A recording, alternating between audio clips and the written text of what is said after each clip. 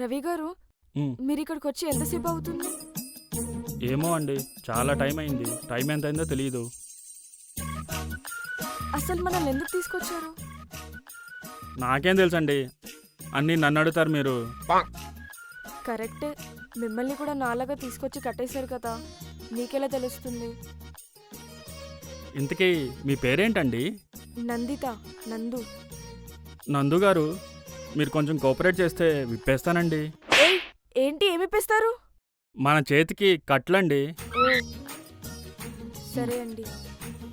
ఉమ్, ఉమ్, ఉమ్, and- ఉమ్, ఉమ్, అయిపోయింది.